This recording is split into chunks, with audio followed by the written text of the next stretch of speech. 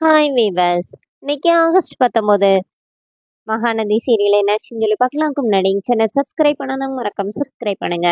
இன்னைக்கு என்ன அப்படின்னு சொல்லி பார்த்தீங்கன்னா, குமாரனும் கங்காவும் பைக்ல வந்துட்டு இருக்காங்க. அப்போ வந்து அந்த சீரியல் டிசைனர் இருக்கார்ல, காஸ்டியூம் டிசைனர், அவர் வந்து குமரனுக்கு கால் பண்ணி இந்த மாதிரி உன்னோட கேரக்டரை வந்து எக்ஸ்டெண்ட் பண்றத பத்தி பேசிட்டு இருக்காங்கப்பா, அப்படின்னா உனக்கு வந்து நல்ல ஃபியூச்சர் இருக்கு அப்படின்னோடனே இப்ப குமரன் அவருக்கு தேங்க்ஸ் எல்லாம் சொல்லிட்டு அந்த விஷயத்துக்கு வந்து கங்கா கிட்ட சொல்லும்போது கங்கா வந்து டிஸ்டர்ப் ஆகுறாங்க. இந்த மாதிரி நீங்க இப்படி நடிக்க போயிட்டீங்கன்னா நம்மளோட இந்த தொழிலை யார் பாக்குறது அப்படின்னு.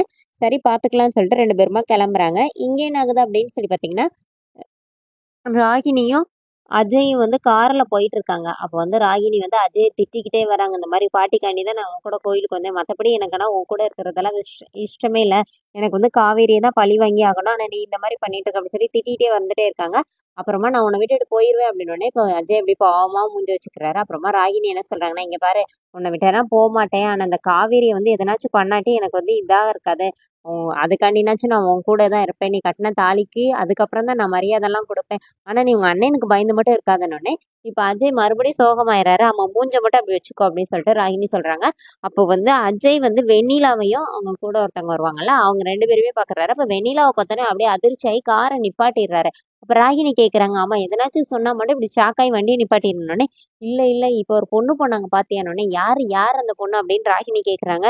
இவங்க தான் வந்து எங்க அண்ணனோட எக்ஸ், அவங்கள வந்து அப்படி லவ் பண்ணாரு, அதனாலதான் இத்தனை வருஷமா கல்யாணம் பண்ணிக்காம இருந்தாருனோடனே, என்ன சொல்ற அந்த பொண்ணை தேடுவானோடனே, அப்புறம் எப்படி காவேரி கல்யாணம் பண்ணிக்கிட்டாருனோடனே, அதெல்லாம் எனக்கு தெரியாது, தாத்தா பாட்டி வந்து இந்த மாதிரி சொன்னனாலதான் காவேரியை வந்து அவர் வந்து கல்யாணம் பண்ணிக்கிட்டாரு, அதுவும் எங்க அண்ணன் ரொம்ப வசதினோடனே அவளும் ஓகே சொல்லிட்டானோடனே, ஓ பணத்துக்காண்டி தான் இந்த குடும்பம் இப்படி பண்ணுனாங்களா, ஆனா என்னவாய் பேசிட்டு இருக்காங்க அப்படின்னு சொல்லிட்டு இவங்க ரெண்டு பேரும் ரோடா போய் வெண்ணிலாவை தேடுறாங்க. ஆனா எங்கேயுமே காணோம். இங்கே என்ன ஆகுதுன்னா, நைட்டு வந்து காவேரி விஜய் வந்து ஒரு ரெஸ்டாரண்ட்ல சாப்பிட வராங்க.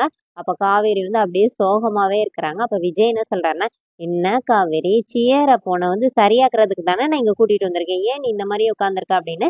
சரி உனக்கு பிடிச்ச சாப்பாடெல்லாம் நானே ஆர்டர் பண்றேன்னு சொல்லிட்டு எல்லாமே ஆர்டர் பண்றாரு.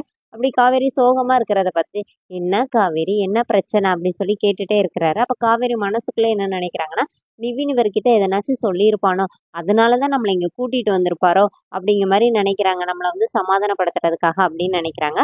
அப்போ உடனே காவேரி வந்து மறுபடியும் கான்ட்ராக்டை பத்தியே பேசுறாங்க. பேசிட்டு நான் உங்களை எப்போ பார்த்தாலும் ஹர்ட் பண்றேன்ல, என்ன மன்னிச்சிருங்கன்னொடனே இப்போ விஜய் என்ன சொல்றாருன்னா, நீ என்னை ஹர்ட் பண்றதுனால எனக்கு எந்த பிரச்சனையும் இல்லை, ஆனா நீ ஏன் ஹர்ட் ஆயிருக்கன்னு தான் நான் கேட்கிறேன், ஆனா நீ அது வந்து சொல்லவே மாட்டேங்கிற அப்படின்னு சொல்லி கேட்டுட்டு இருக்கும்போதே சாப்பாடு வந்துடுது.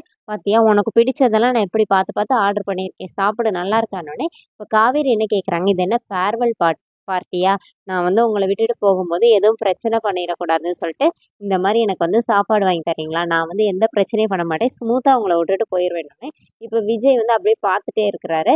அப்போ அப்புறம் என்ன சொல்றாருன்னா, ஃபேர்வெல் பார்ட்டினா ஜஸ்ட் லைக் தட்னு இப்படி ஒரு ரெஸ்டாரண்ட்ல கூட்டிட்டு வருவேன், அப்படியே ஃபங்க்ஷன் மாதிரி கிராண்டா செலிப்ரேட் பண்ணியிருக்க மாட்டேன் அப்படி இப்படின்னு சொல்லிட்டு அவரும் ரொம்ப ஓவராகவே பேசுறாரு. இப்போ காவேரி மனசுக்குள்ள என்ன நினைக்கிறாங்களா, ஏண்டி இப்படி என்ன பேசுற, நமக்குன்னா ஃபேர்வெல்னா எதுவும் கிடையாதுன்னு ஒரு வார்த்தை சொல்லுவீங்களான்னு தானே நான் ஏங்கிட்டு இருக்கேன் அப்படின்னு காவேரி நினைக்கிறாங்க. விஜய் என்ன சொல்றாருன்னா, ஃபேர்வெல் பார்ட்டி வேணுமா உனக்கு, ஏன் நான் உனக்கு வந்து எதுக்கு நான் ஃபேர்வெல் பார்ட்டி தரணும், அட ஒருத்தன் வந்து நமக்கு பார்த்து பார்த்து இந்த மாதிரி செய்கிறானேன்னு கூடவா உனக்கு தெரியல, அட மக்கு மரமண்டை, உன்னை இதுக்கு தான் ஆர்வக்கோளாறுன்னு பேர் வச்சிருக்கேன், உனக்கு எப்படி சொல்லி புரிய வைக்க போறேனே எனக்கு தெரியல அப்படின்னு சொல்லிட்டு விஜய் நினைக்கிறாரு. இப்போ ரெண்டு பேருமா மாற்றி மாற்றி மைண்ட் வைஸ்லேயே பேசிட்டு இருக்காங்க. எப்போ லவ் வெளியில் வருதுன்னு வெயிட் பண்ணி பார்க்கலாம். தேங்க்யூ.